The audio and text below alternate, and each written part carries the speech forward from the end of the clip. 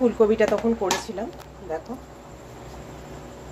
ভালো লাগলে like comment share অবশ্যই করো, আর কেমন হয়েছে জানিও। ভালোবেসে সবাই পাশে থেকো, সবাই সবার, আমিও সবার পাশে আছি। ভালো থেকো সবাই। আলুটা ভাজা হয়ে গেছে, তুলে নিচ্ছি। ফুলকপিটা একটু ভাপ দিয়ে নিয়েছি জলে দিয়ে, এবার হালকা করে একটু ভেজে নেব।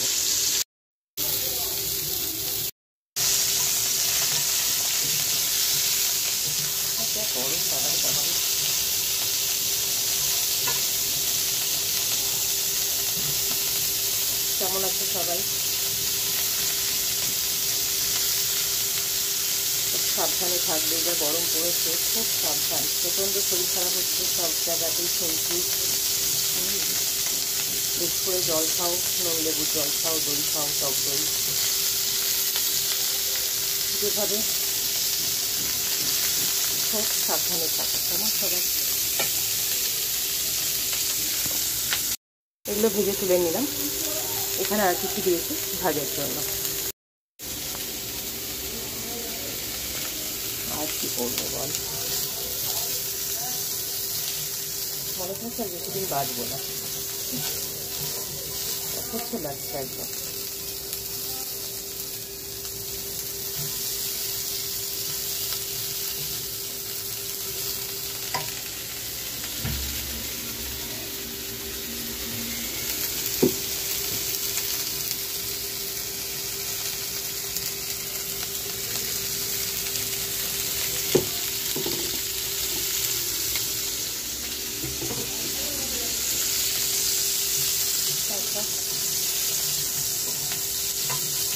বাচ্চাদের কি স্কুলের ছুটি পড়ে গেছে গরমে,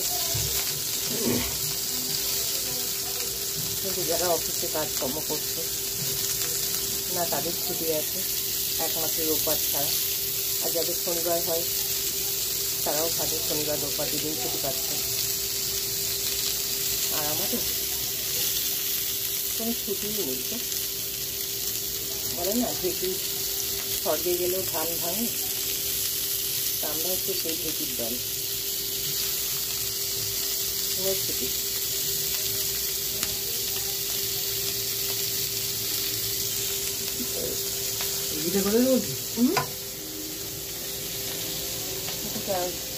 গন্ধ ঠিক আছে, সেই রকম গন্ধ নেই কিন্তু ঠিক আছে। খুললে তো বুঝতে পারবে, প্যাকেটের উপর থেকে তো খুলবে, তারপর তো এবার আমি একটু সর্ষের তেল দিয়ে দিয়েছি, তাতে এবার দেবো লবঙ্গ আর এলাচ ফোড়ন। এই যে লবঙ্গ আর এলাচ ফোড়ন দিয়ে দিয়েছি। আর এখানে সব আলু কপিগুলো ভাজা হয়ে গেছে। এখানে একটু আদা, একটা পেঁয়াজ, 3-4টে কাঁচা লঙ্কা আর 2টো টমেটো বেটে রেখেছি, সেটা দিয়ে দেবো ফোড়নে।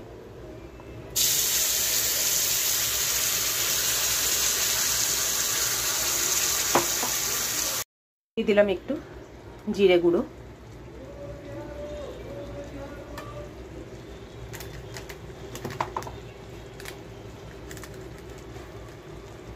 খুব সামান্য দিচ্ছি কাশ্মীরি লঙ্কার গুঁড়ো, আর দেব হলুদ।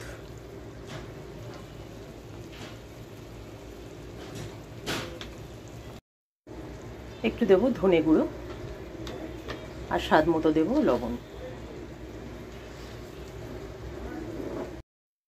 ভালো করে মশলাটা কষিয়ে নেব।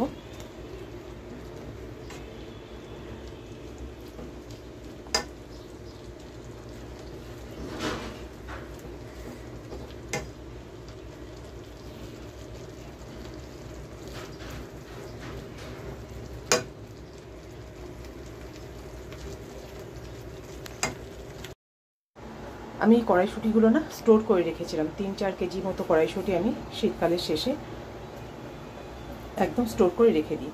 তো আজকে এই কড়াইশুঁটিটা দেবো আলু ফুলকপিতে। মশলাটা হয়ে গেছে কষানো, এবার একটু কড়াইশুঁটিটা একটুখানি ছাড়িয়ে নিই জল দিয়ে ভিজিয়ে, না হলে ছাড়বে না, যা বরফ হয়ে রয়েছে।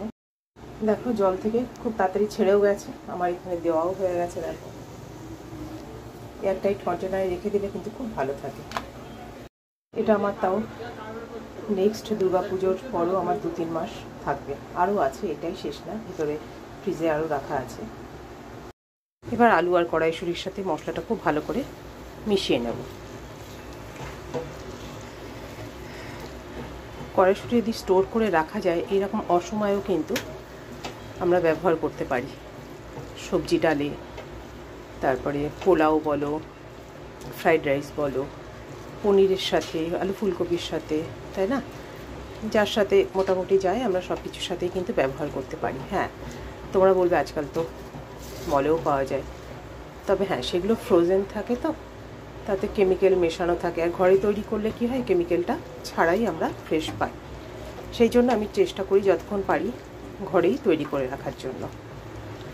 বাজার থেকে তো সবই পাওয়া যায়, খাচ্ছিও তো আমরা আজকাল সব বেশি, তাই না, তো যতটা পারা যায়, কতদিন পারবো জানি না, যতক্ষণ পাচ্ছি করি। এখন মশলাটা কষিয়ে আলু ফুলকপি আমি ভালো করে কষিয়ে ওর মধ্যে জল দিয়ে দিয়েছি। এবার জলটা একটুখানি কমে আসলে একটু মাখা মাখা করব, তারপরে নামিয়ে নেব, গরম মশলা দিয়ে নামিয়ে নেব। একে তো গরম, তারপরে ওটা তো লোডশেডিং হয়ে গেল, আবার পাগল পাগল লাগছে।